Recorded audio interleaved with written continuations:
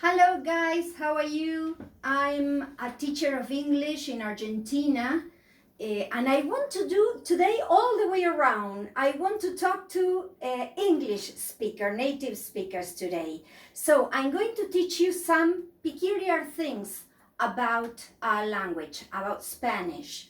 So you know that we live in Latin America, so there are some differences from the Spanish language that is spoken in Spain. But all the same, it's good to know if you are traveling to any country in South America. So the first thing I want to tell you is that you have one verb to be, as for example, I am, to express three different things that we express in Spanish.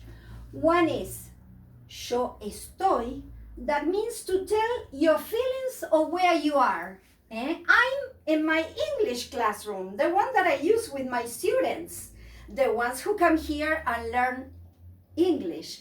But today, yo estoy contenta. I'm happy today because I'm teaching some new students. So it's a new way of working today for me. So that's good. Everything is new and I'm learning with you again.